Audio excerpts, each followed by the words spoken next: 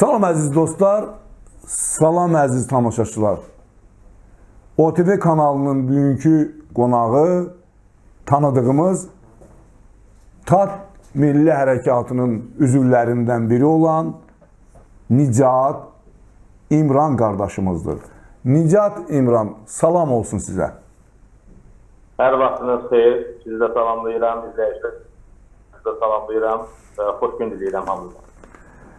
Nicat qardaş, suallarımız var sizlərə. Sizinlə bizim müsahibəmiz həmcə böyük marağa səbəb olduğundan fikirləşdik ki, regionumuzun bu cür bir növ təlatümlü və qalmaqallı bir məqamında sizə müraciət edərək və sizin fikrinizi həm xalqımıza, xalqlarımıza, yəni Tat və Talış xalqına, mən heç vaxt Tatlarla Talışları bir-birindən ayırmamışam. Əgər başqa İran xalqları bizimlə əmioğludularsa, Tatlar bizimlə dost doğmaza qardaşdılar.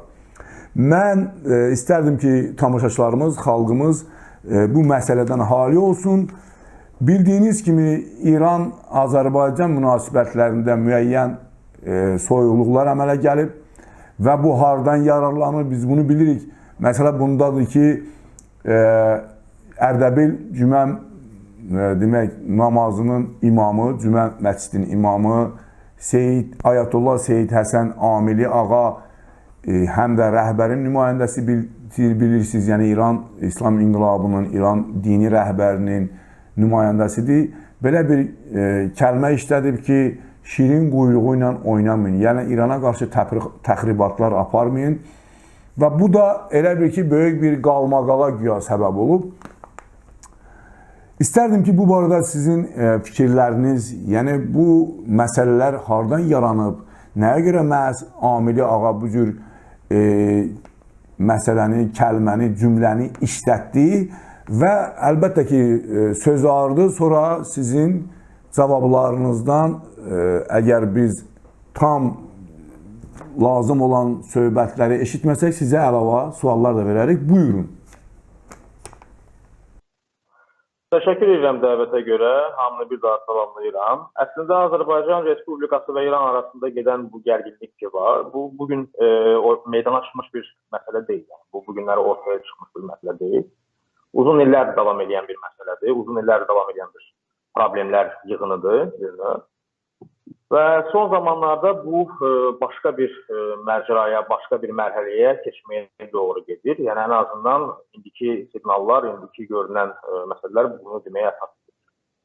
Məsələ bundan ibarətdir ki, Azərbaycan Respublikası hökuməti bir müddət əvvəl həm Rusiya ilə, həm İran ilə münasibətləri nizamlamaq, onlarla müəyyən dərəcədə dil tapmağa çalışmağa başlamışdı. Belə bir siyasət yürütməyi məqsəd qoymuşdu qarşısına. İran və Rusiyanın tərəfinə müəyyən mesajların verilməsi və bu mesajların kifayət qədər pozitiv əsaslarda olması, biz yəqin ki, xatırlayırıq prezidentin köməkçisinin məsəl üçün İranla bağlı etdiyi çıxışları və yaxud da ki, Azərbaycan Respublikası prezidentinin Daşkəsəndə idi, səhv etmirəmsə, çıxışında Putin və Rusiya ilə bağlı səsləndirdiyi pozitiv fikirləri və s. baxıraq. Bu sadəcə olaraq Azərbaycan hökuməti tərəfindən yeni bir siyasət idi və nəzərə almaq lazımdır ki, İranda yeni hökumət seçilmişdi. Bundan əvvəlki hökumətlə İran və Azərbaycan hökumətləri nəzərə tutulan xüsusi böyük bir gərginlik yox idi. Yəni bu gərginlik kifayət qədər aşağı düşmüşdü. Müəyyən dərəcədə bir-birlərinə iki hökumət dil tapmağa başlamışdı. Lakin hökumətin dəyişikliyi və bu hökumətin dəyişikliyi səbəbilə cənab rəisinin iqtidara gəlməsi belə deyək ki, münasibətləri tamamilə başqa istiqamətə də yönəldə bilərdi və bu təhlükələr üçün kifayət qədər əsaslar var. Xatırlayırıqsa, mən rəisinin seçilməmişdən bir müddət əvvəl, bir neçə gün əvvəl müsahibə vermişdim elə o televiziyaya və orada da bildirmişdim ki, yəni əvvəlki kimi müəyyən addımlar atıb, sonra da Bakıda, Tarazda araza ayırdılar, Lillə doyurdular kimi, yəni ki, çıxışlar etmək və rəsmi Tehrandan buna, yəni ki, susqunluqla yanaşma tərzini gözləmək, mən düşünmürəm ki, olacaq. Yəni, rəisi hökumət tərəfindən kifayət qədər sərt reaksiyalar verilə bilər. Mən bunu dedikdə, təbii ki, yəni %100 əminliyim olmasa belə, ancaq ki, bunu demək üçün kifayət qədər yəni əsaslarım vardır. Çünki azdan çoxdan yəni ki, rəisinin avtobioqrafiyasını oxuduqda və onun komandasında təmsil olunacaq şəxslərin belə deyək də siyasi karyeralarına baxdıqda bunun ümumiyyətlə kifayət qədər əsaslar var idi. Görülür ki, yəni həqiqətən də indiki İran İslam Respublikasının hökuməti heç də belə deyək də müəyyən kiçik siqnallar və yaxud da ki, belə deyək, sığallamalar sayəsində bir çox məsələlərə göz yummayacaq. Təbii ki, bu hansı formada öz əksini tapacağını bu zaman göstərəcək. Çünki İranda hökumət təzəlikcə qurulub. Hələ ki, bildiyim qədərilə hər iki hökumət tərəfindən istər rəsmi Bakı, istər rəsmi Tehran olsun, rəsmi görüşlər baş tutmayıb. Belə, yəni yüksək səviyyədə, təbii ki, yəni bu yaxınlarda oldu Birləşmiş Millətlər Təşkilatının sessiyası ilə bağlı. Bu sessiya çərçivəsində hər iki ölkənin nümayəndə heyətlərinin görüşü baş tutdu, bu öz yerində. Söhbət burada yuxarı səviyyədə olan görüşlərdən gedir. Həmçinin də bunu demək olar ki, rəisi başda yəni İran İslam Respublikası olmaq şərti ilə bir növ İran xalqları ilə bağlı nələrsə düşünür bəlkə də. Çünki onun ilk səfəri bildiyimiz kimi Tacikistana oldu və Tacikistanda kifayət qədər gözəl mesajlar da verildi burada. Həmçinin də nəzərə almaq lazımdır ki, belə deyək də, Əfqanistanda müəyyən gərginlik var və orada yəni bu gərginliyi Taliban və anti-Taliban tərəfdarlarının mübarizəsi kimi təqdim etsələr də, bu daha çox orada taciklər və puştunlar arasında gedən bir gərginlik kimi də yəni yozula bilər.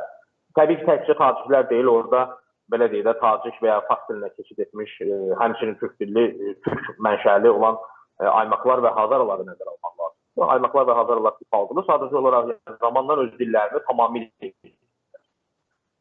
Yəni, onların vəziyyəti, məsəl üçün, Azərbaycan Respublikası ərazisində yaşayan Tatarlar, Talışlardan daha pis vəziyyətlədir. Çünki, məsəl üçün, istər sizin dildə olsun, istər bizim dildə olsun, bu günlərdə ədəbiyyat yazılır. Yəni, məsəl üçün, açıb 20-ci əsr belə deyək, ərzində yazılmış Talış dilində şeirləri, məsəl üçün, əsərlər olsun, tapa bilərik. Həmçində Fars dilində olsun, nəsə tapa bilərik. Hər iki dildə bu günləri azdan çoxdan nəsə tərcümə olunur, öz gücümüzdə bunlar hamısı var. Sadəcə, məsələn, aymaqlarda və hazırlarda bu yoxdur, çünki ümumiyyətlə dil tamamilə %100 və keçid edilir artıq baxsınlar. Bu məsələ ilə bağlı, məsəl üçün, Türkiyənin xüsusi böyük bir siyasəti yoxdur. Türkiyə bu məsələyə qarışmır. Ümumiyyətlə, yəni aymaqların hazırların məsələsinə ümumiyyətlə sıfırdır, yəni ki, olan. Daha çox o türkmənlər və özbəklər istiqamətini hərəkət etməyə çalışır. Və bu halda təbii ki, nəzərə almaq lazımdır ki, koalisiyada olduqlarına görə yəni, Tehran hökuməti həmçinin anti-Taliban mövqeyini də bildirir. Təbii ki, bu Tacikistan qədər sərt deyil. Məsəl üçün, mən Tacikistanın mövqeyini çox gözəl də alqışlayıram, bunu çox gözəl də dəstəkləyirəm. Çünki adamlar, belə deyək də, Tacikistan istər hərbi gücünə görə, istər siyasi, iqtisadi və digər faktorlarına görə, yəni İran İslam Respublikasından müqayisə oluna bilmir. Təbii bir şeydir, yəni bu barədə danışmağına dəyməz. Ancaq buna baxmayaraq, yəni Emomali Rəhmon kifayət qədər sərt yəni mövqe qoyub və ümumiyyətlə yəni ki, Əfqanistanla hər hansısa bir şəkildə danışıqların getməyəcəyini vurğulayıb. Yəni ilk gündən bunu deyib. İndi gələcəkdə bilmirəm nə necə ola bilər, amma günümüzə qədər bu belə də davam edir. Ən azından son Birləşmiş Millətlər Təşkilatının sessiyasında olan Emomali Rəhmonun çıxışına da baxmaq olar bununla bağlı və kifayət qədər də səlis şəkildə öz fikrini açıqlayır. Hansı ki, bunu bir çox dövlətlər məsəl üçün etmirlər. Müəyyən dərəcədə məsəl üçün alverin qurulması və ya da hansısa danışıqlar istisna etmirlər və periyodik surətdə belə görüşlər də keçirilir. Ancaq məsələn Tacikistan bunu söyləyir. Düzdür, İranda bu yəni yenə deyirəm, yəni bu qədər də olmasa mövcud hökuməti dəstəkləmir. Niyə görə mən Əfqanistan məsələsini deyirəm? Yəni bu Əfqanistan məsələsi Azərbaycan Respublikası məsələsindən ayrı götürülə bilməz. Çünki bu belə deyək də Azərbaycan Respublikası Pakistanla qardaş dövlət konstitusiyasinə keçid edib. Əvvəllər iki qardaş idi, daha sonra üç qardaşdır. İndi bilmirəm, növbəti illərdə 4-cü və 5-ci qardaşlar da bəlkə ola bir şeydə olsun. Ancaq ki, nəzərə almaq lazımdır ki, Pakistan hal-hazırda Talibanı dəstəkləyir. Avtomatik surətdə kim ki Talibanı dəstəkləmir, Azərbaycanla qarşı-qarşıya gəlmiş olur bu halda. Yəni bunu nəzərə almaq lazımdır ki, Azərbaycanın siyasi elitasında bunu nəzərə almaq istəmir. Yəni onsuz da belə deyim də, məsəl üçün deyək ki, götürək Hindistan-Pakistan münasibətlərini bu istiqamətdə. Onsuz da Azərbaycanın Pakistanla bağlı olan yaxınlığı ki var, bu Hindistanda müəyyən narahatçılıqlar doğurur. Hindistanın da Zaqafqaziya regionu ilə bağlı, yəni tək Azərbaycan məsələsi, məsələn region olaraq götürülür məsələlər. müdafiə regionla bağlı müəyyən siyasəti vardır və Azərbaycan bu məsələdə heç şey üstü baxmır. Pakistandan müttəfiq olduğuna görə. Ancaq indiki mərhələdə ümumiyyətlə, yəni ki, artıq siyasi və hərbi bir gərginlik var bu istiqamətdə. Məsələn, deyək ki, Azərbaycan Pakistanla münasibətləri kifayət qədər yaxındır və nəzərə almaq lazım ki, bu gərginliyin davam etdiyi bir çərçivədə, hətta hərbi təlimlər belə keçirdilər, bu söylədilər. Yəni bu birbaşa olaraq dünyaya meydan oxumaq. Ondan əlavə də nəzərə alınır, həmçində yəni burada da İrandan da o qədər də xoş deyil ki, təbii ki, onun qonşu olmuş Taliban iqtidarda olsun. Sadəcə olaraq İranın bu barədə mövqeyi bir balaca, yəni ki, fərqlidir. Təbii ki, o belə deyim də Ruslar demişkən Zerjinli belə deyim mövqeyi var. Çünki yəni İran istəmir ki, artıq yerə bir cəhdə açsın. İran bilir ki, Suriyada qarşı durmada da olsa iştirak edir. İraq cəbhəsi var, Yəmən cəbhəsi var. İndi bir də üstünə məsəl üçün bu şərq tərəfdən də Pakistan və Taliban idarəçiliyində olan Əfqanistan bir tandemi də gəlmiş olsa, bu heç də yaxşı bir şey vəd edilir. Və nəzərə almaq lazımdır ki, İranın şimalında da vəziyyət o qədər yaxşı deyil, yəni Azərbaycan Respublikasının nəzərə tutan. Ona görə müəyyən qədər şey eləyir. Amma ki, indi belə deyək də, bu el məsələsində yaxşı bir ifadə var ki, qızım sənə deyirəm, gəlin sən eşit məsələ kimi, və ya əksinə də ola bilər olsun. O məsələdir, yəni belə deyim də, Əfqanistanla birbaşa olaraq münasibətlərini gərginləşdirə bilməsə belə, yəni özünü qorumaq naminə, Azərbaycan Respublikasının etdiyi bir deyil, iki deyil, üç deyil, yəni belə deyil. Söhbət burada ondan getmir ki, Azərbaycan Respublikası kimisə qarşısında diz çökməlidir və yaxud da ki, kiməsə qul olmalıdır, kölə olmalıdır. Xeyr, bunu heç kəs istəmir yəni ondan. Yəni bu da düzgün deyil. Ancaq ki, belə deyim də, bir budaqda oturub 7 budağı silkələmək də düzgün. Yəni Azərbaycan Respublikasının kifayət qədər problemləri var və sarılarsa, kifayət qədər resursları da var bu problemləri aradan qaldırmaq üçün. Yəni kadrlar da var mı? Var. Yəni, sadəcə olaraq bunun hamısını yığıb bir araya məsələləri mərhələ-mərhələ həll etmək lazım. Yəni sən öz problemlərin qıraqda qala-qala kənardan gedib, yəni ki, belə deyək də, çağına çatıb çatmayana daşatmağın yəni ki, heç bir adı yoxdur bu arada. Məsələ bu qədər sadə və təbii ki, bu müəyyən bir mərhələdə İranın özündən çıxdı və nəticələrini də biz gördük. Yəni bu məsəl üçün bizdə bu sosial şəbəkələrdə paylaşmışdılar, yəni bununla bağlı ki, İran Azərbaycana müharibə elan etdi. Mən ona ilk gündən demişdim, belə bir şey yoxdur ortalıqda. Yəni sadəcə olaraq bu bir növ siqnal idi ki, yəni özünüzü yığışdırın, yəni belə deyim, mesajı idi bu ötürülmüşdü Bakıya. Vəssalam. Ondan ötürülməsi olası bir şey deyil. Sağ olun. Nicat qardaş, mən elə başa düşürəm ki, sizin sualınızda buna müəyyən cavab aldım və istəyirəm ki, özüm də buna açıqlıq gətirəm və istərdim ki, siz də buna artıq lazım olsa əlavələr eləyərsiniz. Və belə çıxır ki, İran regionda istər Livanda olsun, istər İraqda olsun, istər Suriyada olsun, ələl-xüsus Hüsilərdə, yəni Hüsilərin hərəkatında, Yəmənin azad olunmasında olsun. Bilirsiniz də, Yəmən işğal olunmuşdu. Suriyada ələl-xüsus və yaxud Fələstinlilərə köməkdə ələl-xüsus İran dominant rol oynayır. Yəni bir müsəlman ölkəsi kimi, bir ölkə kimi, bir regionun ciddi dövləti kimi bu regionda onun qalibiyyəti gözə çarpılır. Bu görünür. Amma Azərbaycana gəldikdə isə İran Azərbaycanı başqa bir özündən yad bir dövlət, yad bir millət saymır, öz qövmü saydığından biraz Azərbaycana qarşı yumuşaq davranır. Yəni məqsəd o deyil ki, İran Azərbaycanla müharibə eləmək istəyir. Yəni İran Azərbaycanı xəbərdar edir ki, sənin torpağımı, mənim keçmiş torpağımı poligona çevirmək istəyirlər. Ayıq olun. Və bunu bu halda, o düşmən qüvvələr ki var, Azərbaycanı bu cür, yəni informasiyada bu müharibəsində elə bir ki, Azərbaycanı elə şişirdiblər ki, İran Azərbaycanı udmaq istəyir və Pakistan gəlib bunu xilas edəcək. Pakistan özünüz bilirsiniz ki, Amerikanın ümumiyyətlə bir əlaltısı olan bir dövlətdir və Pakistandan çıxan teröristlər elə bütün yaxın şərqdə adla sayılır. Özümüz bilirik. Əgər bugünkü gündə Azərbaycan əgər Pakistanı özünə ən yaxın dost bilirsə və İran kimi bir ciddi dövləti, bir maraqlı dövləti, bir şərqin aslanı adı qazanan dövləti özünə müharibə elan edir, yəni düşmən elan edirsə, ona müharibə eləmə fikri varsa, demək burada hansısa bir düşmən əli var. Bu belədir. Və sualımın canı biraz çox uzandı, üzr istəyirəm. Və nəyə görə mən bilmək istəyirəm ki, məhz Rusiya, İran, bu region dövlətlər ki var, Azərbaycanın Rusiyaya qarşı demək, onun bu cür yumşaq özünü aparmasından, çəkinə özünü aparmasından, yəni qorxu Rusiyaya qarşı biraz qorxulu halda, yəni heç olmasa Rusiyaya qarşı heç vaxt Azərbaycan bu cür açıq aydın həm siyasi rəhbərlikləri, bəzi orada burada tullanalar deyə bilərlər. Onlar da deyir ki, bu bizim sözümüz deyil də, müxalifət də deyir də. Amma İrana qarşı bu cür təpki, bu cür düşmən mövqeyi tuturlar. Və istərdim ki, bu barədə də bir-iki kəlmə deyəsiniz. Suallarımız çoxdur. Buyurun. Mən sizin dediklərinizin bir qismi ilə razıyam, bir qismi ilə razı deyiləm. Razı deyiləm deyəndə ki, ümumən razıyam, ancaq ki, belə deyim də, o razı olduğum nöqtəyə gedən yollar ki var, orada razı. Burada məsəl üçün deyək ki, İranın Husilərlə bağlı olan siyasəti məsələsi. Burada təkcə, belə deyim, din amili deyil. Burada həmçində bir milli faktor məsələsi də var otaqda. Bunun bir tarixi yəni daha çox milli deyəndə daha çox tarixi bir əsasları var, tarixi kökləri var bu məsələnin. Çünki biz bilirik ki, İmam Hüseynin həyat yoldaşı Sasani padşahının sonuncu qızı oldu. Əgər bunu bilmirsə, bilmirəm. Yəni, bu tarixdə var. Bəli.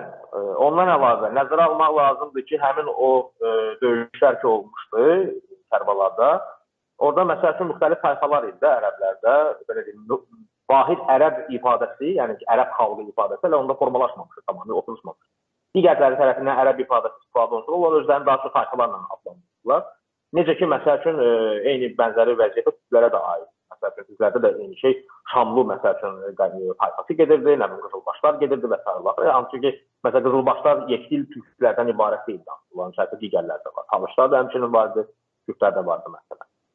Və ya da digərlər. Yəni, bu həmişə, belə deyim, tayfa adı ilə götürülür, qəbilə adı ilə götürülür, kirə adı ilə götürülür. Məsəl üçün, həmin o Husilər ki var, bu döyüşlərdə məhz İmam Hüseynin tərəfini tutulur. Yəni, 1500 il bundan qabaq.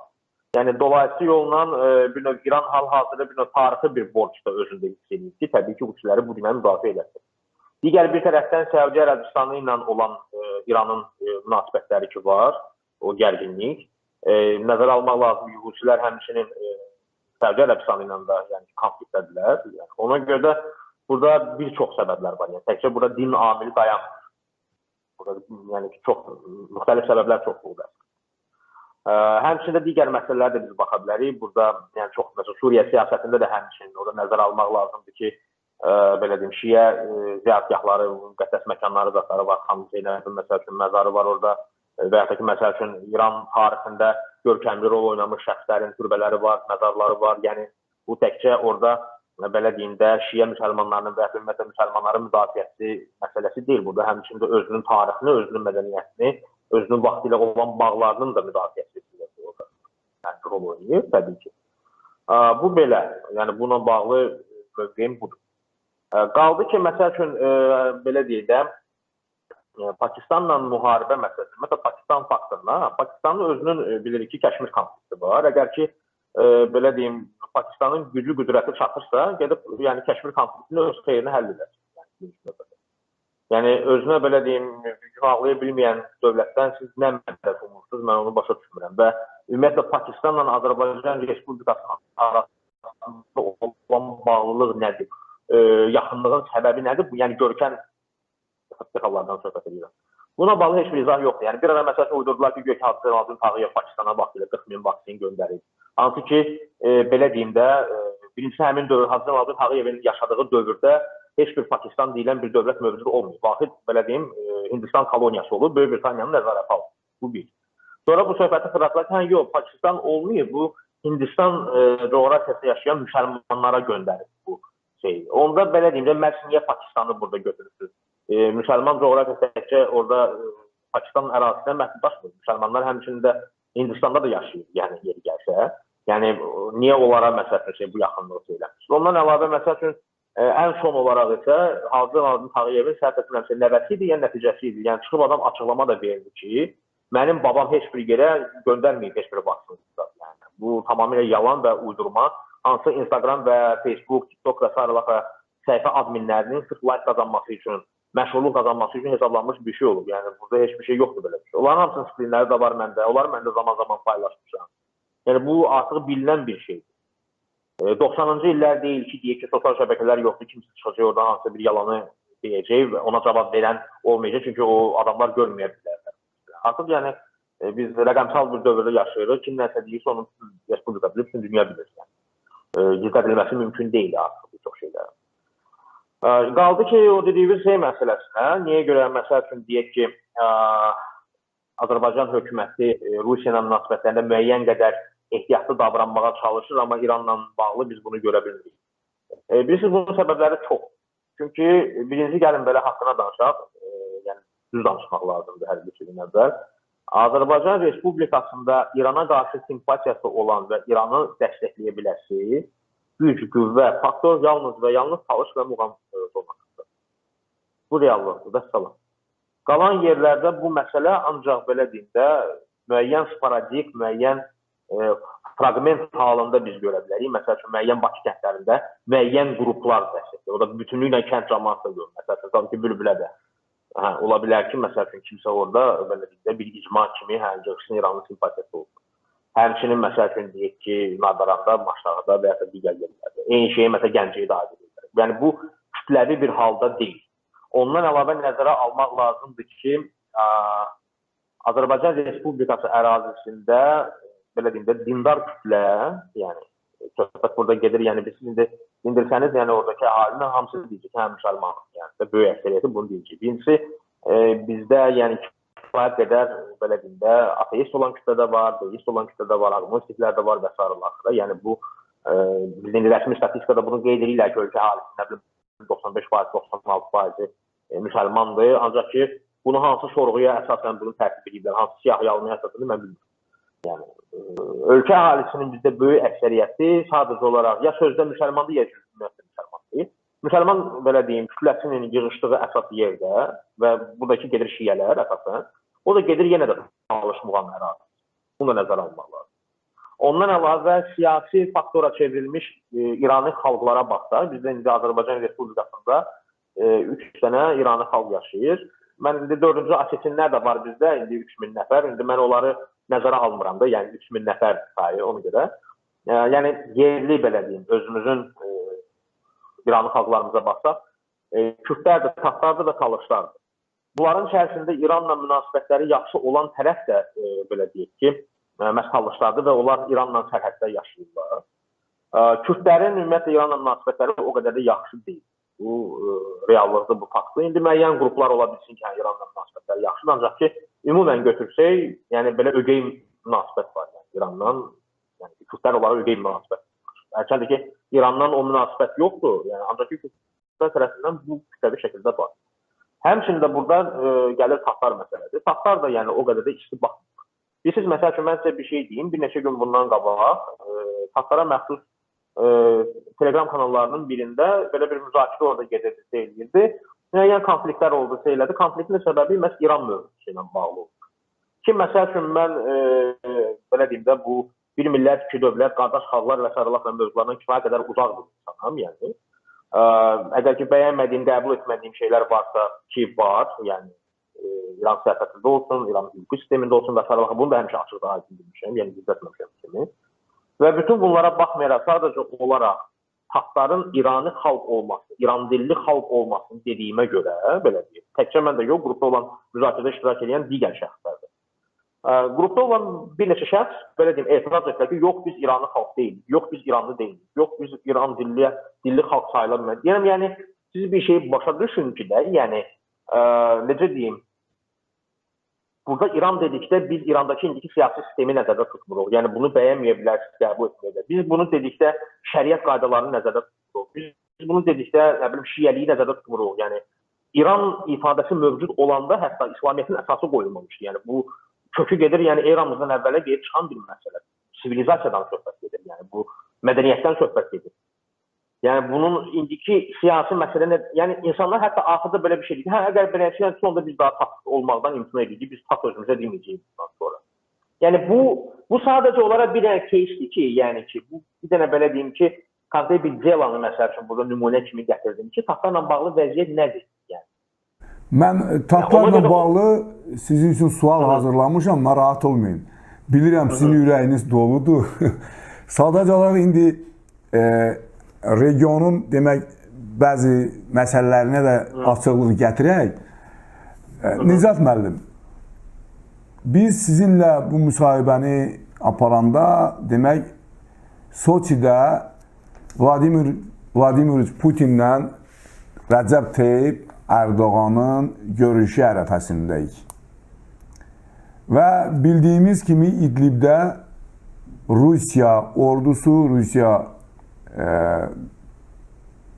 demək birbaşa həm Türkiyənin, həm də ki ümumiyyətlə terroristlərin mövqələrini bombarlayıq. Və bu halda, bombardman elədiyi halda bunların görüşü olacaq. Sizcə bu görüş necə olacaq və bu görüşdə nələr gözləyir bunun nəticəsi və sizin intuisiyanız, sizin analitik nəzəriniz nədir? Rusiya terroristlərə Suriyada geniş miqyaslı müharibə elan edəcəkmi? Onları oradan təmizləyərmi? Buyurun. Mən açığı gözləmirəm ki, Soçi görüşündə çox da böyük bir nəticələr əldə olunacaq. O qabaqcadan deyil. Çünki belə deyim də, həm müzakirələrin getməsi üçün kifayət qədər əsaslar da var, belə deyək. Çünki Türkiyə keçən il növbəti bir alver sedimenti yarada bildirdi ki, bu da Qarabağ mövzusu və Azərbaycan mövzusu. Yəni bunu Azərbaycanda bəlkə də başa düşənlər var, amma mən düşünürəm ki, əksəriyyətin bunu başa düşdüyü hələdir. Ki, yəni Azərbaycan Respublikası bütövlükdə və xüsusən də Qarabağ mövzusu və həmçinin Naxçıvan mövzusu və ya Zəngəzur mövzusu da bura aid edilə bilər, ayrı-ayrı belə deyim, кейslər olaraq. Bu, Türkiyə üçün növbəti bir İdlibə çevrildi.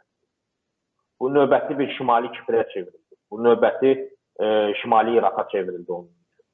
Bu, Liviyaya çevrildi onun üçün. Yəni ki, Rusiya ilə alver edə bilsin deyə. Sabahların məsəl üçün, əgər ki, Rusiya tərəfi İdlibdə hər hansısa bir güzəştin qarşılığında Azərbaycanı məsələn istəsə, Türkiyədən ola bilsin ki, belə bir alver başlasın. Yəni. Mən demirəm ki, yəni, belə bir şey ola bilər. Sadəcə olaraq yəni, deyirəm ki, yəni, istənilsə buna gedə bilər. Bunu Azərbaycanda başa düşürlər. Elə ki, yəni, bu, nə bilim, qardaşlıq və sarılarla, yəni, bir şey qəbul etmək lazımdır ki, Azərbaycan Respublikası hətta türklərinin adından belə istifadə eləmiş olsa, yəni ki, sırf türklərini götürmüş olsa, yəni dövlətlər heç vaxtı 1000 il bundan qabaq Tuvalı ilə deyək ki, Qaraqalpağın nənəsi babası eyni olub deyə bununla idarə oluna bilməz. Dövlətlər həmişə idarə olunurlar siyasi, hərbi, iqtisadi məsələlərlə. Və onların içərisində qardaşlıq, dostluq deyilən bir şey yoxdur. Məsəl üçün, bir neçə gün bundan qabaq Uyğurların milli liderlərindən birisi ki var, Uyğur Milli Hərəkatının liderlərindən birisi var. Onu Türkiyədən deportasiya elədi. Şayət əgər ki, məsəl üçün, əgər ki, milli məsələlər belə önəmlidirsə, qardaşlıq belə önəmlidirsə, elə məsəl üçün, niyə görə onu edirlər, onun münasibəti bəsləyirlər. Ən bəsit nümunəni götürürəm burada. Və də Azərbaycan tarixində olmuş kifayət qədər belə nümunələr var. Boraltan faciəsi var ən azından, məsəl. 30-cu 40-cı illərə aid səhv etmirəmsə. Yəni, Boraltan faciəsini kim törətmişdir? Demək ki, yəni, siyasi alver olanda, yəni ki, şey olur, Azərbaycanda da yəni, buna razı olublar. O siyasi alver predmetinə çevrilməyinə sadəcə olur. Və bu görüşdən açığı mən çox böyük bir şeylər gözləmirəm. Çünki, belə deyim də, müzakirə predmetləri gəlin edirəm çoxdur. Bura Azərbaycan da daxildir. Yəni, böyük ehtimalla bu Azərbaycan da müzakirə olunacaq. Ancaq nəticənin əldə olacağını mən gözləmirəm. Erdoğan istəyirmi nəticələr əldə olunsun? Bəli. Çünki biz bilirik ki, Birləşmiş Millətlər Təşkilatının bu sessiyasında iştirak etmək üçün getdi və onu orada heç kəs qarşılamadı. Yəni. ABŞ administrasiyasından Biden də onu qəbul etmədi. Özü də qayıdıb gəldikdən sonra çox belə yəni ki, pessimist sayağı açıqlamalar da verdi yerli mediaya. Yəni əgər ki, Erdoğan etiraf edibsə nəysə, yəni deməli artıq vəziyyət göründüyündən daha ciddi. Yəni bu günləri Vaşinqton və Ankara arasında. Çünki belə məsələlərdə həmişə çalışırlar ki, necəsə üstünü ört basır eləsinlər. Əgər artıq dilə gəlmək məcburiyyətində qalıblarsa, deməli vəziyyət o qədər ürəkaçan deyil. Və bunun qarşılığında ifadə olundu buradakı S-400-ləri almaq, növbəti bir partiyasının alınması nəzərdən bağlı biz müzakirələr aparacağıq və nəzərdə almaq lazım, bunun fonunda İdlibdə də gərginlik var. Bilirsiniz, Türkiyə bugün Rusiya ilə və Qərblə hər ikisi ilə bərabər şəkildə alver etməyə çalışır. Mən ümid etmək istəyirəm, inanmıram, amma ümid etmək istəyirəm ki, bunu Rusiyada başa düşürlər. Başa düşürlər ki, yəni Türkiyə Rusiya ilə münasibətlərinin yaxşı olmasının vacibliyini dərk etdiyinə görə və yaxud da ki, regionda sabitliyin bərqərar olunmasına görə və də normal mehriban qonşuluq münasibətlərinə görə, hansısa özünün iqtisadi maraqlarına görə yox, sadəcə olaraq belə deyək də, Vaşinqton tərəfindən Lorud asfal aldığına görə, yəni ki, Moskva ilə arasını yaxşı eləməyə çalışır.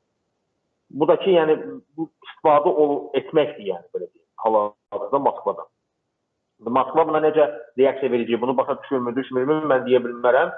Ancaq görkəm budur ki, belə deyim də, Moskvada da müəyyən dərəcədə səbir çatası artıq daşımağa doğru gedir. Çünki ən azından yəni İdlibi açıq aydın bombardıman edirlər və bu bir dəfə, iki dəfə getmiş hansısa bir gözdağı məqsədli deyil. Yəni görsənir ki, burada sistematik gedən bir iş var. Çünki Türkiyə ilə neyinsə qarşılığında belə deyim də, mən getdim hansısa bir A nöqtəsini, B nöqtəsini bombanı atdım, Türkiyədən cavab gözləyirəm buna bağlı. Baxa, yəni mən bunları eləyə bilərəm, davay razılaş deyirəm. Yəni belə deyil məsələ. Biz görürük ki, yəni Türkiyə nə açıqlama versə də, Türkiyə ilə Vaşinqton arasında hansı münasibətlər olmuş olsa belə, Rusiya qətiyyətli şəkildə hal-hazırda İdlib bölgəsindən Türkiyəni təmizləməyə doğru addımlar atılır. Yəni, və dayanmır yəni bununla bağlı. Ən azından yəqin ki, tələblər çox böyükdür və Rusiyada müəyyən dərəcədə əlini gücləndirməyə çalışır. Çox görüşür qabağı, bu ola bilər. Ancaq yenə də böyük bir nəticələr mən gözləmirəm. Gözləndim bundan ibarət sadəcə olaraq ki, belə deyim, Türkiyə məsələn, bu ola bilər ki, Azərbaycan olsun, bu ola bilər ki, Əfqanıstan olsun və ya da Mərkəzi Asiya olsun, orada hər hansısa bir problemlər yarada bilər. Yəni, mən bunu gözləyirəm. Yəni ki, Rusiyaya bir növ cavab vermək üçün tamamilə başqa bir cəhədə, yəni ki, ona qarşı fəaliyyətə keçə bilər. Bu ola bilər. Bunun istisna edilir. Başa düşdüm. Nicət müəllim, indi də gəlin birbaşa sizin millətlə əlaqədar bir sual sizə ünvanlayayım. Əlbəttə ki, deyir, qardaşlıq hissəmiz ayrı. Talışlarla tatlar nə qədər yaxın da olsalar, qardaş da olsalar, ayrı-ayrılıqda dərdlərimiz var. Milli, mənəvi. Və bildiyimiz kimi Azərbaycan xalqının kökünü təşkil edən əsas tat xalqı olan tatlar, parsi də deyirlər sizlərə. Əsas Şirvanda, Abşeronda, Abşeron yarımadasında, Bakıda bunlar olublar. Çoxusu hərçənd ki, assimilyasiya olunublar. Və Azərbaycanda belə söz gəzir ki, artıq tatlar bir etnos kimi, bir millət kimi əriyib, məhv olublar, Azərbaycanlaşıblar və artıq tat problemi, tat məsələsi həll olunmuş kimidir. Yəni, onlar artıq tatların problemini həll ediblər, əridiblər bunları. İndi də növbə talışlar, ləzgilərdədir. Hərçənd ki, orada da onlar müəyyən özlərinin bildiyi kimi uğurlar əldə ediblər. Sizcə tatlara qarşı bu cür fikir mübadiləsi etmək, fikir yürütmək nə qədər doğrudur və sözün əsl mənasında mı tatlar artıq məhv olub, yəni Azərbaycan adlı deyilən yerin xəritəsindən bir etnos kimi kompakt şəkildə yaşadıqları halda məhv olub çıxıb gediblər. Bu nə dərəcədə doğrudur və bu barədə istərdim ki, siz də öz fikrinizi söyləyəsiniz. Buyurun. Mən bu fikirləri tez-tez yəni ki, rastıma çıxır. Hətta bəzi hallarda eyni fikirləri nəinki pankristlər və yaxud da ki, digərləri tərəfindən olsun. Çox təəssüflər olsun ki, ləzgilər və talışlar tərəfindən yəni ki, var bəzi şəxslər ki, bunu yazırlar. Mən bəzən sizin şərhlərdə də hətta görmüşəm bunu, yəni ki, orada yazdıqlar tat qalıb ki, yəni qəsarı vaxtı. Sadəcə olaraq bir şeyi başa düşmək lazımdır ki, tatlar tamamilə fərqli xalqdır və bizdə nə ilənsə bağlı münasibət bildirildikdə, məsələn ki, hər hansı bir talış milli fəalı və ya da ləzgi milli fəallığı münasibət bildirirsə, hansısa bir digər etnosla bağlı, onu özlərinin əldə etdikləri nəticələrlə və ya da özləri ilə müqayisə edirlər bu arada, digərləri ilə yox. Ancaq ki, yəni hər bir xalq nə qədər biz yaxın olsa da, nə qədər belə deyək də, indi dib-dibə yaşamış da olsa, eyni kökdən də gəlsək, dilimiz, mədəniyyətimiz kifayət qədər yaxın da olsa, biz fərqli-fərqli xalqlarıq. Çünki o fərqlilik olmasaydı, ya siz Tat adlanardınız, ya biz Talış adlanardıq da. Yəni deməli ki, fərq var ortada. Və bu fərq, belə deyim də, bu Kür çayı ki bölür Tat və Talış regionunu, o Kür çayı deyil təkcə, yəni o bölən. Yəni ki, kifayət qədər faktorlar var ki, çox ciddi şəkildə bu iki fərqliliyi qoyur arada. Məsəl üçün, mən o günləri gedən bir müzakirəni sizə dedim ki, hər biri məsəl üçün deyir ki, əgər ki, şeydirsə, nədən adı, Tatlar əgər İranlıdırsa, mən onu Tat olmaqdan imtina edirəm. Yəni, o, belə deyim, sivilizasiyanı hansısa, məsəl üçün, bəyənmədiyi siyasi faktorlarla eyniləşdirir bu arada. Bunun da təsirləri var. Burada tarixi bir təsirləri var. Məsəl üçün, əgər ki, Şah İsmail sizin üçün əgər doğmadırsa, bizim üçün, yəni əslində gelib dərinə çıxsa, bizim üçün düşməz. Bunu etiraf etmək lazım. Çünki belə deyim də, Şah İsmailin Şirvanda törətdiyi qətliamlar məsələn. Onun Əl-Əlxusunun atası Şeyx Heydərin və babası Şeyx Cüneydin Şirvanda törətdikləri var, bəli. Bəli. Hə. Yəni bilirsiniz indi okey, yəni bu günləri mən düşünmürəm ki, bu Talışlarla Tatların arasında problemə çevrilməlidir. Yəni bu 500 il bundan qabaq olub getmiş bir söhbətdir yəni də. Ona qalsa kimsə kiməsə nə vaxtsa indi qırğın edib, kimsə kimisə haransa işğal edib və s. Bu bitib getmiş söhbətlərdir yəni. Sadəcə olaraq bizim insanlarımız, belə deyim, kifayət qədər emosionaldılar bu arada. Və indi Azərbaycan tarixşünaslığı, nə bilim, elə Tat olan Qiyasəddin Qeybullayev olsun və yaxud da ki, belə deyim, Dağıstan xalqlarından birinin, belə deyim də, əsli oradan gəlir, o digəri var idi, adı yadından düşdü, vəzifədən də uzaqlaşdırdılar özü yaxınlarda. Yaqub Mahmudov, adı yadından düşdü. Yaqub Mahmudov olsun. Onlar özlərindən nə qədər tarix uydurmağa çalışdılar belə, Şah İsmail Persiya şahı oldu, İran şahı oldu. Və onun məsəl üçün müstəqil Şirvanşahlar dövlətinin varlığına son qoydu. Hansı ki, onu nə Səlcuqlar etmişdi, nə Ağqoyunlar, Qaraqoyunlar etmişdi. Onlar bizim qonşuluğumuzda olub, müharibəmiz olub, gərginlik olub. Ancaq ki, bu dövlətçiliyə son qoymaqla bitmir. Yəni. Bunun da təsirləri var. İndi bugünləri hər hansı bir Tat bunu bilməsə də belə, yəni o kriptotat olaraq olan əhaldə olsun, şuur altında bu qalıb hamısı. İrana qarşı, Persiyaya qarşı olan o qəzəb, keyfrət və s. Bunu danmaq olmaz. Bu faktor var ortalıqda. Digər bir məsələ ondan ibarətdir ki, Talış regionu 7 il olaraq bizdə, yəni böyük əksəriyyətlə söhbət edir, kifayət qədər dindar əhalidir və bu dindar əhali daha çox şiədir. Ancaq ki, Tatlarda bu vəziyyət belə deyil. Tatların ən azından bir yarısı, belə deyil, tamamilə dünyəvi həyat yaşayan insanlardır. Onun üçün də kifayət qədər böyük bir faizi var. Ateistdir, deistdir, agnostikdir. Hətta xristianlığı qəbul etmişləri belə var. Müsəlman kütləni götürsək, o da qarşıdır. Sünni təbəqə var və şiə təbəqə var və bu ciddi şəkildə bir-birinə qarşı belə deyim də, məsələn, Talışlarda da bu var. Sünni şiələrdə, məsələn, sünnisi də var, şiəsi də var. Ancaq ki, o gərginlik yoxdur bu ikisinin arasında. Amma bizdə bu var. Bunu danmaq olmaz. Digər bir tərəfdən nəzərə almaq lazımdır ki, Şirvan zonası, məsələn, Şamaxı şəhəri olub mərkəz şəhər olaraq, ondan sonra Bakı şəhəri mərkəz şəhəri olaraq seçilib və bu artıq 100 ilə yaxındır ki, paytaxt şəhəri. Və nəzərə almaq lazımdır ki, urbanizasiya prosesinin getdiyi yerlərdə milli kimlik məsələsi həmişə arxa plana keçir. Bu başqa cürə mümkün deyil ki, o.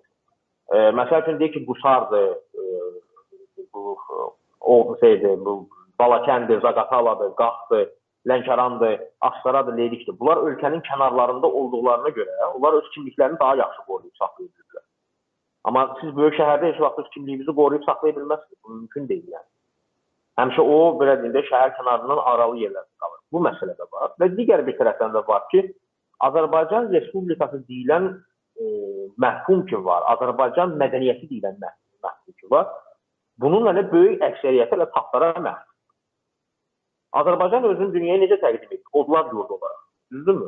Özünün keçmişinin ateşpərəst olduğunu təqdim edir. Düzdürmü? Bu var ortalıqda. Heç kəs, məsəl üçün, Azərbaycanın mən eşitməmişəm bu vaxta qədər gəldisinə ki, şamanist keçmişi var və ya da tengirist keçmişi var. Yəni. Əgər bu Türk dövlətidirsə, bunun keçmişi zərdüştü ola bilməz, ateşpərəst ola bilməz, yəni mümkün deyil olsun. Bu çox gülün səsidir, yəni bir ifadə. Yəni, başa Azərbaycan məhkumunun mərkəzi ilə bax budur, yəni. Bu Yəni özü-özünə necə atəşin, gəlsin aslında? mən üzr istəyirəm sözünüzə müdaxiləyə görə, atəşin özü, otaş deyirik də, bir atəş ot deməkdir.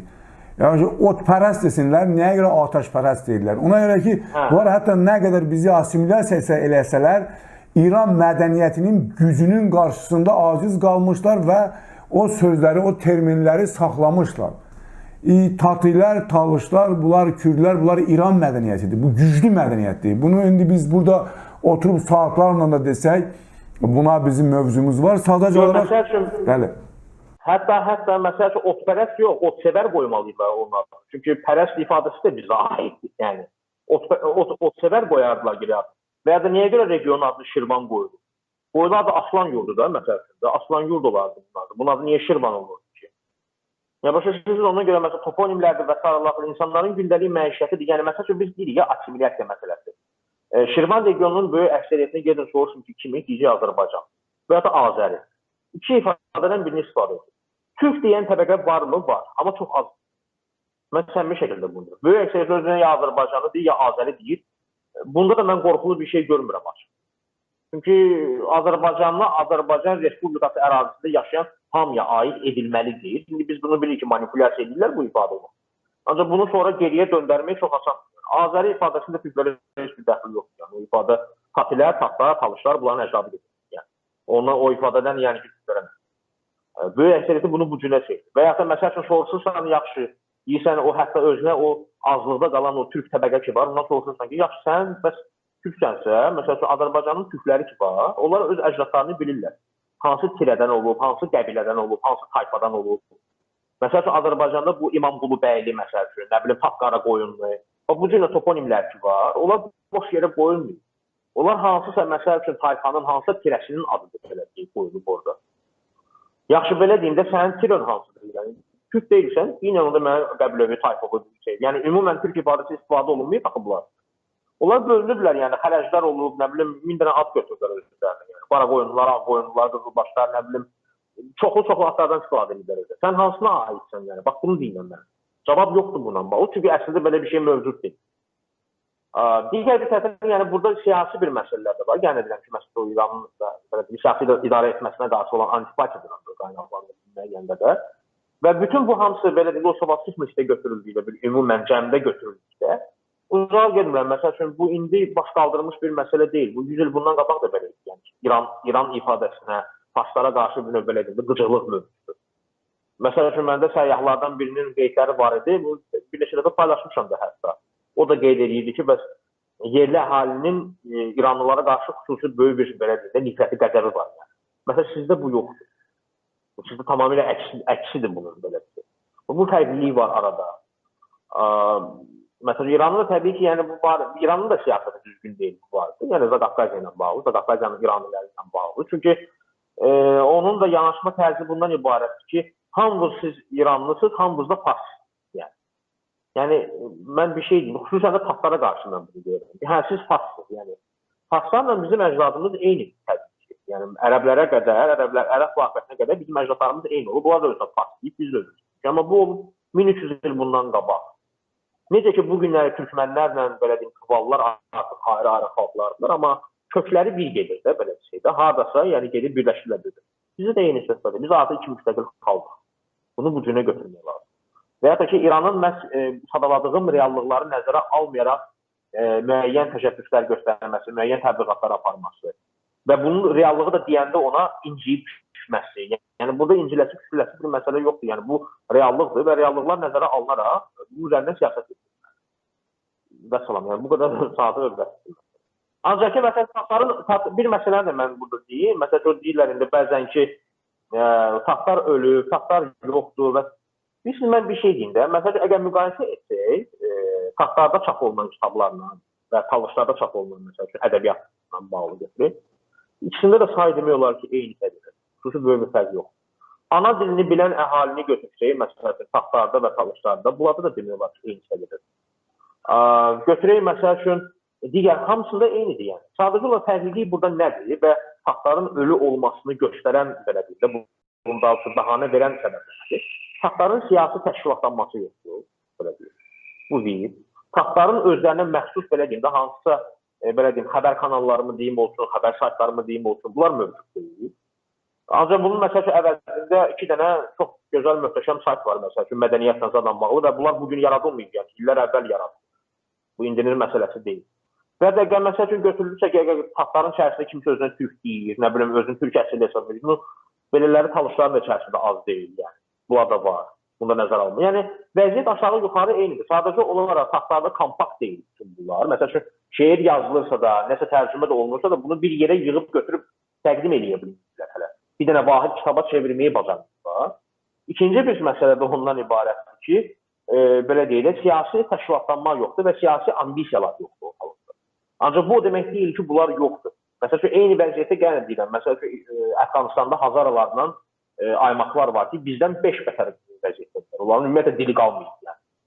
İndi nə, amma məsəl üçün, lazım gələndə aymaqlar da Hazarlar da siyasi faktor kimi regionda siyasəti olanlar üçün nəzərə alınır. İstər Türkiyə üçün olsun, istər Rusiya üçün olsun, istər deyək ki, İran olsun, istər deyək ki, məsəl üçün, Pakistan olsun, Hindistan olsun və ya da digərləri olsun.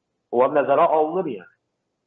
Bu mövzu ölə bilərmi, ölə bilməz, mümkün deyil. Çünki siz Azərbaycanın özünün belə deyim, apardığı, hətta bu iyrənc həddə olan bəzi təbliğat belə deyim də, metodları ki var, onların özlərində belə yəni ki, imkan vermir ki, bu mövzu ölsün. Məsəl üçün, Azərbaycanın ən çox apardığı təbliğatlardan biri nədir? Bu Qafqaz Albaniyası mövzusu. Düzdürmü? Yaxşı, Qafqaz Albaniyası mövzusunu açırsan, müxtəlif tayfalar var. Kazuslar bilir ki, Talışların əcdadı gedir tamamilə. Kasbilərdə böyük əksəriyyəti gedir Talışların əcdadı. Qismdə, az bir qismdə gedir məhz Xatların əcdadı olaraq. Amma yaxşı sual verilir ki, yaxşı bu massagetlər kimin əcdadıdır? Skiflər kimin əcdadıdır? Saklar kimin? Onlar da gedir Xatların əcdadıdır. Bu kütlə yoxa çıxa bilməz axı, yəni mümkün deyil ki, bu kütlə yoxa çıxsın yəni bu boyda. Maskut çarlığı olur. Məsələn, Qafqaz Albaniyasından qabaq Maskut çarlığı olur. Yaxşı, o dövlət hara gedib onda, onlar hara yoxa çıxır? Bax, o məsələlər olur. Sən onu heç vaxt silib yoxa çıxarda bilməzsən ona görə. Yəni, özləri bu mövzusunu belə deyim, aktual saxlayırlar. Digər bir tərəfdən, məsəl üçün götürək ki, necə deyim, Azərbaycanın özünün ən çox apardığı təbliğatlardan biri Azərbaycanın multikultural, çox millətli dövlət olması obrazıdır. Bütün dünyaya bundan cavab çəkirlər və Ermənistana qaxmar edirlər bunu ki, siz monoetniksiniz. Hərçəndir ki, əgər hər ikisinin rəsmi statistikasını götürsək, cəmi cümlətanın 7% aralarında fərq var. Sən deyirsən ki, 91% mən Azərbaycanlıyam, o da deyir 98% mən erməniyəm əhali olaraq. Yəni, xüsusi bölgə aralarında bu rəsmi statistikaya baxsaq, xüsusi bölgə fərqi yoxdur. Ancaq ki, Azərbaycanın o, belə deyim də, özünü çox millətli dövlət olaraq təbliğ etməsi bu mövzunun ölməməsinə gətirib çıxardır. Və ən əsas məsələ ondan ibarətdir ki, Alman dilində, İngilis dilində, Fars dilində, Rus dilində taxtlarla bağlı kifayət qədər tədqiqatlar gedir və hal-hazırda da gedir. Son 5 il ərzində 4 dənə çox möhtəşəm əsərlər yazılır taxtlarla bağlı. Və bunlar hamısı Alman kitabxanalarında da var, bu Rusiyada da var, İranda da var və s. Yəni, Azərbaycanın daxilində siz onu necə öldürün, bu kənar dövlətlər üçün öləsi bir mövzu deyil. Yəni. Onlar hamısını çox gözəl bilirlər. Və ən əsası da bir məsələ də var burada ki, Talışlardan biraz fərqli bir məsələdir və bu taxtların müəyyən dərəcədə bəlkə də üstünlüyüdür bu arada. Taxt dilində axı təkcə taxtlar danışmırlar. Taxt dilində həmçində biz bilirik ki, dağ yahudiləri danışırlar. Yaxşı, bizim ağzımıza skoç vurdunuz, belə deyil, biz heç bir şey etmədik. Siz dağ yahudilərinin ağzını necə bağlayacaqsınız bu arada?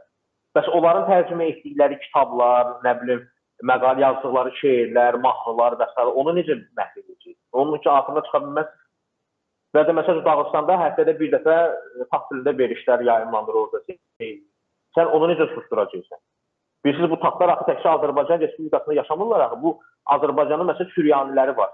Çox az saydadılar, amma yenə də var. Məsələn, o barədə heç bir şey danışılmır.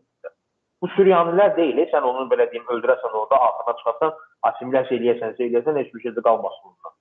Bu xalq həmçində yaşayır Dağıstanda, bu xalq həmçində yaşayır İranda. Sən onları necə aldadacaqsan? Sən onları necə belə deyim, assimilyasiya edəcəksən? Yeganə öz assimilyasiya da dedikdə və ya da tüpləşmə də dedikdə yeganə olaraq yerindən oynamış bir mövzu burada sadəcə dil faktorudur.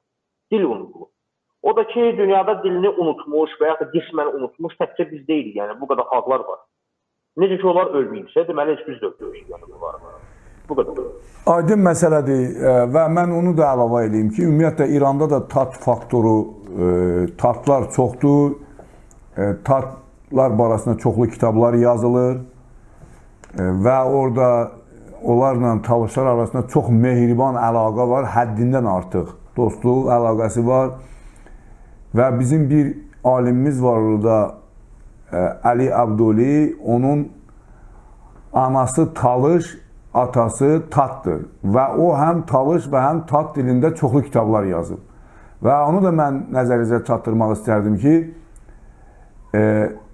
bizim akademikimiz, Allah rəhmət eləsin, İqrar Əliyev də Tat idi və biz onun Talışlar onun bütün o rəhmətə gedəndə onun bütün işlərini, onun dəfnindən tutmuş, kəfninə kimi hər şeyində Talışlar Lənkərandan avtobus tutub gedib iştirak edirdilər. Onun bütün işlərini maraqlana bilərsiniz. Yəni o bizim üçün o qədər əziz idi. Ona görə ki, o sözün əsl mənasında yeganə alim idi, akademik idi. Nəysə, sözüm gəlir artıq başqa söhbətlərə, istəyirəm ki, başqa məsələlərə də yönəlim, amma istərdim ki, yenə də bir dənə də məsələ ortaya çıxdı. Bildiyiniz kimi, son zamanlar Azərbaycan saytlarında demək, məqalələr çıxdı ki, ivrit dilində, Azərbaycan dilində demək, ivrit dilini öyrənmək üçün məktəblər açılır. Əlbəttə ki, fakültələr açılacaq və bu dilin öyrənməsi və bu barədə bu əlbəttə ki, yaxşı haldır. Çox maraqlıdır ki, Yahudilər ivrit dilini ki, onlar daşıyıcısıdırlar. Hərçənd ki, dağ Yahudiləri onlar Tat dilində danışırlar. Bilirsiniz ki, Tat dilini qəbul ediblər. Və bütün bunlarla da yanaşı bu aborigen olmayan xalqlar da olar Azərbaycanda. Dillərinə yer verirlər, çox əla. Yaxşı, bəs bu olan halda sizcə nəyə görə Azərbaycanda tatlara, ləzgilərə, talışlara, bu cür hələ deyim salxırlara, ümumiyyətlə başqa avarlara, bu cür yad, onların dillərinə, mədəniyyətinə yad münasibət olduqları halda birdən ivrit dilində bu cür qayğı oldu. Bu o deməkdir ki, yəni bunun ardı gələcək, yoxsa bu nə məsələdir? İstərdik bu barədə də buna da yüngülvarı açıqlıq gətirəsiniz. Başqa suallarımız var. Buyurun. Mən çox uzun deməyəcəm bu barədə, belə deyim. Razı olduğum, razı olmadığım məsələlər var. Razı olmadığım bundan ibarət ki, aborigen dedikdə mən açıq onları, belə deyim, burada yerli xalq kimi hesab edirəm. Çünki bu zarafat deyil. Yəni 1600 ildir ki, bu insanlar burada yaşayırlar və bu heç də az bir müddət deyil. Çünki məsəl üçün bizim regionda bəzi məsəl üçün xalqlar var ki, Azərbaycan Respublikasında yaşayırlar və o xalqlar Yahudilərdən daha sonra məsəl üçün gəlirlər. Yəni mən burada türkləri demirəm, kimisi ağlına gələ bilər ki, mən türkləri nəzərdə tuturam, burada yox. Məsəl üçün var elə tayfalar, xalqların qalıqları və s. Onlar sonradan gəliblər, ancaq mən onları yerli kimi qəbul edirəm. Hətta məsəl üçün, əgər dərinə geçsək, məsəl üçün bu götürək ki, Azərbaycanın rusları məsələn. İndi onları yerli xalq kimi qəbul etməliyik, yoxsa yox. Adamlar 200 ildir yaşayırlar burada. Həm məsəl üçün, indi yerli olmayan xalq kimi götürsək, biz onda götürək, məsəl üçün, Britaniyalıları var, məsəl üçün. 2500-də yaxın Azərbaycanda Azərbaycan vətəndaşlığı almış Britaniyalı var. Onlar bizə yerli deyil. Və ya kimsə Vyetnamlı ola bilər, və ya da başqa bir millətdə. Yəni onu demək istəyirdim. Yəni ki, bu barədə yəni ki, mövqeyim budur ki, mən onları o qədər yad görmürəm. Artıq yəni otursublar, yəni buranın yerli xalqlarından biri sayıla bilər. Ancaq ki, təbii ki, belə deyək də, onlar burada oturaq həyatı keçdikdən sonra, bililir ki, bu Yerusəlim məbədi dağılandan sonra ki, Yahudilər ki, dağılışdılar Fələstinə rasindən dünyanın dördüncü yanına. Müxtəlif yerlərdə müxtəlif dilləri keçdilər. Məsəl üçün, Yəmənə köçən var idi Yahudi diasporası. Onlar Yəmən və ivrit dilinin qarşılığından ibarət bir dildə danışdırdılar. İraqa köçənlər, məsəl üçün, İraq ərəbcəsi ilə, belə deyək ki, ivritin qarşılığından bir ibarət bir dil yaratdılar. Avropaya köçənlər İdiş dilini yaratmışdılar. Ladino dili var idi, məsəl üçün, İspaniyada. Yəni bu, belə deyim də, öz milli dillərini onlar itirmişlər. Sadəcə olaraq Latin dili kimi ivrit dili qalmışdı. Təxminən bir 150 il bundan qabağa qədər. 150 il bundan qabaq yavaş-yavaş başladılar, belə deyim də, kiçik məktəblər, dərnəklər və s. açmağa, öyrətməyə, öz ana dillərini bərpa etməyə bununla. Və kütləviləşmə bu getməyə başladı təxminən 30-cu illərdə, keçən əsrin 30-cu illərində. Yəni ona görə belə deyim, bu özü çox maraqlı case kimi götürülə bilər, həm tatlar üçün, həm talışlar üçün. Yəni dili tamamilə itirmiş olsaq belə, bu hər şey itirmiş mənasına gəlib çıxmır. Yəni təzədən geri sayım da gedə bilər. Yəni, təzədən o dili bərpa etmək də ola bilər. Bu. Məsəl üçün, siz orta əsrlərdə ivrit dilində yazılmış hər hansı bir əsər tapa bilməzsiniz. Çünki yox. İriş dilində var, ladino dilində var, dağ yahudicəsində var və s. Amma şeydə yoxdur, yəni. Belə deyil, mövcud deyil. Yəni, və onlar onu özlərinə kompleksə etməyirlər. Adamlar çalışırlar, işləyirlər üzərində və bərpa edirlər müəyyən dərəcədə. Və bu yahudilərin böyük əksəriyyəti yenə də hələ də öz ana dillərini bilmirlər. Çünki müxtəlif ölkələrdə yaşayırlar, hətta İsrailin özündə yaşayanların belə əhəmiyyətli hissəsi öz ana dilini bilmir şeydən. Yəni bu normaldır. Qaldı ki, o məktəblərin açılması açığı mən bu haqda məlumata sahib deyildim. Yəni mən indi eşitdim sizdən ki, yəni belə bir təşəbbüs var. Niyə də yox, qoy olsun. Burada sadəcə olaraq bir nüans ortalığa çıxır ki, yəni ki, əgər ivrit dili olursa, o onu talış dilində, tat dilində, ləzgava dilində, saxur dilində, rutul dilində, kürd dilində, qovlar da olsunlar da, niyə bu olmur ki? Yəni? Bu, əgər sən orada diskriminasiya edirsənsə, sən burada artıq ayrı seçkilik salırsansa, bu problem ola bilər. Və mən ümumiyyətlə bir şey deyim, bax bunun özü də daxil, Azərbaycan tərəfinin son bir neçə ildə və xüsusən də ki, bu son 2 il ərzində apardığı siyasət ki var, bu sonda bilmirəm, bu ola bilsin ki, qəsdən düşünülmüş bir şeydir. Ola bilsin ki, düşünülməmiş bir şeydir. Heç kəsə itham etmək istəmirəm, çünki əlimin altında sübut yoxdur. Ancaq görünən budur ki, vəziyyət buna doğru gedir ki, ölkədə ciddi səviyyədə, ciddi bir şəkildə antisemitizm bir baş qaldır. Yəni, yahudilərlə, belə deyək, qeyri-yahudilərin toqquşması başlayır. Kimsə də sonra bunun əldə bayraq edər ki, baxın da, burada yahudilərə qarşı münasibət işdir və s. Halbuki yahudilərlə bağlı böyük bir problem bizdə olmuyor. Yəni, bu vaxta qədər keçir. Bir neçə dəfə olub gərginliklər, hətta toqquşmalar da olub. Yəni, bu olub təxminən 150 il bundan qabaq iki qəbilə ərazisində olub belə bir hadisələr. Müəyyən sporadik hallar da olub. Amma ki, ümumən götürsə bizim aramızda nə dini cəhətdən, nə milli cəhətdən hər hansı bir toqquşma baş vermir. Ancaq belə addımları atmaqla mən gedib heç vaxt o pogromda iştirak edəsi deyiləm və düşünürəm ki, siz də gedib heç vaxt iştirak edəsi deyilsiniz. Siz də gedib hər hansı bir yahudini, siz bir yahudi olduğuna görə nə döyəsiniz, nə öldürəsiniz, nə də bir şey yəni. Bunu heç vaxt heç birimiz eləmərik. Ancaq kütlə məsələsi ki var, o nəzərə almaq lazımdır ki, hissi davranır çox məsələlərdə və bu günün birində bir partlayışa gətirib çıxarda bilər. Buna nə hacət var? Ya belə deyim, heç biri üçün yaratmır heç bir məsələni. Okey, yəni bildik ki, onda problem nədir burada? Yoxsa bunu yaradırsınızsa, bunun ardı təbii ki, gəlməlidir və indiki mərhələdə, indiki məqamda biz onsuz da bilirik ki, milli məsələlərlə bağlı nə dərəcədə vəziyyət gərgindir və bunun fonunda sən bu addımı atırsansa, bu heç də yaxşı nəticələrə gətirib çıxarmaya da bilər. Mən bundan təəssüf edirəm ki, bu belə şeylər. Mən ümid edirəm ki, bunu oturub yuxarı dairələrdə fikirləşəcəklər yəni, bununla bağlı ki, siz nə edirsiniz yəni bununla bağlı? Yəni, bu nədir də yəni? Belə. Nicat qardaş, nəhayət gəldik söhbətimizin, necə deyərlər, əl-ayağını yığışdırmaq məqamına. Talışların İctimai Şurası adlı bir təşkilat Azərbaycanda, hərçənd ki, o qeydiyyatdan keçməyib, fərq eləməz, keçməyibsə, demək, əgər bu təşkilat özünün adını elan edibsə, demək, bu aydın məsələdir ki, bu beynəlxalq qayda qanunlar, yəni hüquqi nöqteyi nəzərdən bu fəaliyyət göstərə bilər. İndi Azərbaycan biraz başqadır, nə isə. Bunların bir Avropa Şurasına alternativ hesabat adlı bir hesabat yazıb göndəriblər və bu hesabatı da göndəriblər. Mən onu da deyim, ondan əvvəl hələ Talış mühacir hökuməti ki, Avropada fəaliyyət göstərir, onlar bundan əvvəl özlərinin hesabatını göndəriblər.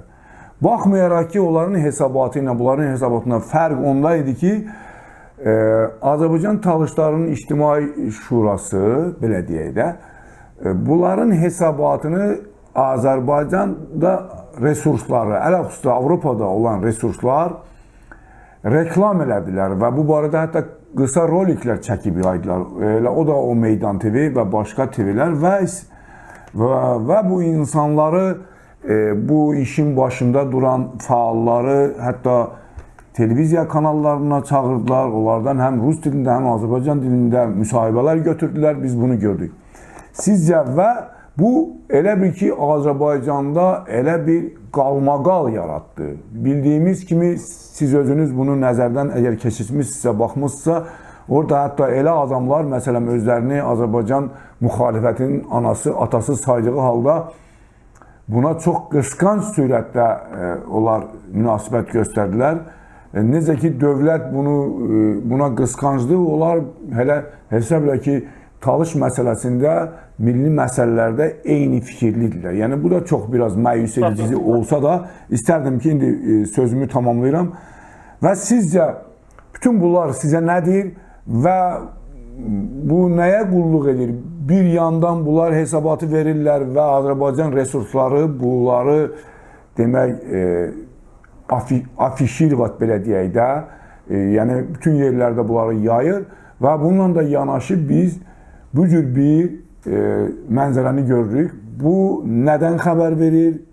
Bu məsələlərin qaynağında nələr durur mayasında? İstərdim ki, bu barədə fikrinizi bildirəsiniz. Buyurun. Açığı mən həmin hesabatla bağlı, belə deyim də, tanış olmamışam, o hesabatla oxumamışam. Yəni, məlumatım yoxdur, bir dəqiq orada nələr qeyd olunur. Ona görə məhz hesabatın mətni ilə bağlı şərh və ya etiraz, dəstək və s. bildirə bilmərəm. Ancaq ümumən götürsək, təşəbbüsün olması bu çox gözəl və alqışlanan bir şeydir. Çünki, belə deyim, təbii ki, Avropada olan və ya da ki, Azərbaycan Respublikası hüdudlarından və ya da onun əlinin çata biləcəyi yerlərdən, məsələn, Ukraynada, Gürcüstanda və s. oradan uzaq olub belə məsələləri qaldırılması daha rahatdır, təbii ki. Ancaq ki, Azərbaycan Respublikasının içərisində oturub yaşaya-yaşaya belə məsələlərə qaldırılırsa, belə məsələlər səsləndirilirsə, belə hesabatlar hazırlanırsa, bu ümumən, yəni belə deyim də, bu qəhrəmanlıqdır sadəcə olaraq. Yəni, o hesabatın içərisində nə yazılmasından asılı olmayaraq, belə bir təşəbbüsün olması və bunu açıq-aydın deyilməsi artıq qəhrəmanlıq nümunəsi kimi təqdim edilə bilər. Bu öz yerində. Qaldı ki, məsəl üçün bu son hesabatla bağlı ki, belə bir səs-küy ki, qalxıb. Mən düşünürəm ki, bu sanki qəsdən belə deyim, bu səs-küy məsələsi. Çünki bundan əvvəl də analoji belə deyim hesabatlar olub. Analoji sənədlər göndərilir, analoji müraciətlər göndərilir, görüşlər keçirilir. Avropa Şurasının müvafiq sənədləri qəbul olunur. Yəni, bu ilk dəfə deyil, yəni belə bir şey olsun. Ancaq bu son hesabatda ümumiyyətlə belə istilik bir mən münasibət gördüm ki, oldu. Və bunun səbəbini mən hələ ki anlamış deyiləm. Niyə görə Azərbaycan hökuməti durduğu yerə belə bir istilik bir münasibət bəsləməyə başladı. Ola bilsin ki, kimlərsə milli qarşıdurma yaratmaq çalışır və yaxud da ki, kimlərinsə fikirlərini öyrənməyə çalışır, kim nəyi dəstəkləyir, kim nəyi nələ etmədir. Bax, bu məsələ də ola bilər ki, olsun. Məhz buna görə məsələ bu dərəcədə şişirdilsin. Çünki, belə deyim də, məsəl üçün, Talış regionundan olan bəzi deputatların müsahibələri oldu bu mövzu ilə bağlı. Hansı ki, onlar müsahibə verməsəydi, nə siz, nə bir başqası ki, onları məcbur edəsi deyil ki, müsahibə verməlisən də. Yəni, özləri çıxdılar bununla bağlı, təşəbbüs göstərdilər, müsahibə verdilər. Yəni, bu təşvişin səbəbi nədir? Mən onu dəqiq deyə bilmərəm. Ancaq istənilən halda belə bir hesabatlı olması bağlaşılan bir şeydir. Və mən bunu açıq deyirəm, yəni elə sizin elə efir vasitəsindən də fürsətdən istifadə edirlər. O hesabatdan sonra mən bilməm başqa kimləri hesabat hazırlamağa edirlər. Biz də məsəl üçün faktlar olaraq öz alternativ hesabatımızı hazırlayırıq. Yəni gələn üçün o da müvafiq yerlərə göndəriləcək yəni. Yəni siz tək deyilsiniz bu məsələdə. Mən ümid edirəm ki, bu təşəbbüsə ləzgilər və avarlar da qoşularlar. Hətta biraz irəli gedib Kürtlər də qoşularlar. Əlbəttə, çox əla olardı ki, bu cür müraciətlər yekdil sürətdə, yəni Azərbaycanda yaşayan bütün xalqlar, ən xüsusilə köklü xalqlar müraciət eləsinlər və bugünkü gündə istər ləzgilər, istər tatlar, istər talışlar, istər avarlar, istər saxurlar, istər rutullar, istər tabasaranlar, ümumiyyətlə Azərbaycanda yaşayan bu xalqlar, yəni bizim tat qardaşlarımız baxmayaraq ki, saha cəhətindən, yəni götürək ki, Azərbaycanda areal, Kürdən o yəni hamısı tatlardır. Bunlar çox əriyiblər, çox assimilyasiya olurlar. Bütün bunlarla da yanaşı... Əriyən kimi nə əriyiblər, nə yoxa çıxan kimi yoxa çıxıblar, nə də qalıblar. Bilirsiniz, bir nümunəni deyim sizə, başını sözünüzü gətirəm. Məsəl üçün, elə belədə tatları siz görməzsiniz ki, haradasa bir şərh yazsınlar, biz varıq desinlər və s. axırada. Ancaq məsəl üçün, çıxın bir status yazın, tatları təhdid edin orada və yaxud da ki, bir güldən ağır bir söz deyin orada. Məsəl üçün, bir neçə gün bundan sonra Facebookda səhifələrdən birində tatlarla bağlı nəsə paylaşmışlar orada. birisi girib orada biraz təhqiramiz, nalayiq ifadələrdən istifadə eləmişdi. Mən bilməzdim ki, yəni bu qədər tat özünə deyən var Respublikada. Yəni kimi axtarırdınız oradaydı hamısı. Və ya da məsəl üçün Facebookda belə bir qrup var, İranista adında. Bəlkə bilirsiniz yəqin ki o qrupu. Orada çox fəal olan bir Tacikistandan bir qadın var orada. Tocik Zəmin adında. O paylaşmışdı tatlarla bağlı, tat bayrağını qoyub, tat milli bayrağını qoyub və Wikipedia'dan götürdüyüm məlumatları qoyub. Hansı ki, o məlumatların bəlkə də bir çoxu düzgün deyildi, qeyri-dəqiq idi və s. Amma təşəkkür düşür yəni. Ən azından əgər Tacikistanda oturaraq mənim milli bayrağımı bilirsə hansıdır, əgər mənim varlığımı bilirsə, bu özü çox böyük bir şey. Onun üçün deyirəm də, yəni bu təkcə Azərbaycanla məhdudlaşması bir məsələ deyil ki, Azərbaycan orada neysə məktəbi açmasın, nəsə eləməsin və s. Tatlar da yoxa çıxsın, getsin yəni. Və məsələn o paylaşmışdı orada, bayrağı eləmişdi. Mən bir anda gördüm ki, tatlar peyda oldular orada, o şeyin altında. Elə belə məsəl üçün görməzsiniz ki, o insanlar nəsə yaxsınlar oldu. Sadəcə müşahidəçi qismində idilər. Hərəsi bir dərədən məsəl peyda olub, bildi ki, bu bayrağı nə vaxt qəbul etmişsiniz? Bildi ki, mənim bayrağım deyil, etiraz edin məsəl üçün. O eləsin, yəni mən ona etiraz etmirəm ki, niyə görə etiraz var bayrağa və s. Yəni varlığını hiss elətdirsin ki, mən varam. Məsələn, amma elə belə də yoxdular. Və yaxud da ki, məsəl üçün, keçən dəfə kimləsə söhbət edir, deyir ki, mən Ağdamın deyir, tatlarından. Deyirəm ki, okey, mən yaxşı bilirəm, 31-ci ilin siyahıya almasında orada filan qədər tat var idi, yəni, var. O rəqəmlər mənim əlimin altında var. Təxminən də bilirəm, harada yaşayıblar, neyindirlər, onun da siyahısı var. Və siz bu vaxta qədər haradaydınız? Və ya da məsəl üçün, keçən dəfə biri yazıb, adam Füzulidəndir. Mən heç Füzulidə məsələn, tatların yaşadığını heç bilmirdim. Adam tanka yazıb ki, filan kənd, filan yerdə, Behman məsələn. Yəni bunlar deyim ki, yoxa çıxırlar, yoxa çıxmıyorlar. Sadəcə olaraq, belə deyirlər, planlaşdırılmış mərkəzli bir iş getmir, bu bir. Və ümumiyyətlə apolitik bir kütləyə çevrilir. Onu da yenə də deyirəm, onun da səbəbləri çoxdur burada. Burada İran məsələsi də var, burada tarixi səbəblər də var, burada ölkənin böyük şəhərlərinin tatların yaşadığı şəhərlər olması məsələsi də var. Yəni ölkənin ortasındadır bu məsələ. Bilirsiniz, tatlar sabahlar ayağa qalxdılar, ölkənin paytaxtı onların əlində olmuş olacaq burayla. Bilirsiniz bu nə deməkdir? Yəni o necə şeyləsin? Və ya da siz Şirvan regionunu Azərbaycan Respublikasından çıxın. Yerdə nəsə qalacaq orada.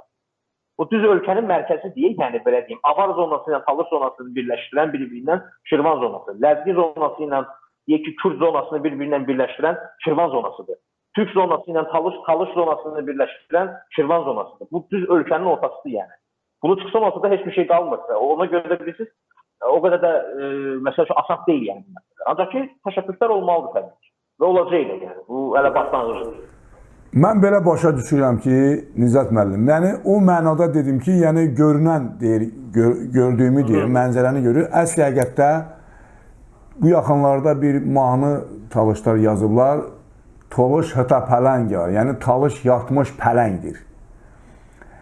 Və bununla da mən belə başa düşürəm ki, bizim totemimiz, baxmayaraq ki, biz İranlıyıq, pələnglə assosiasiya olunur. Şirvanın totemi, tartların totemi şirlə demək, assosiasiya olunur. Əgər Talışlar yatmış pələngilərsə, demək bizim tat qardaşımız yatmış şirdirlər.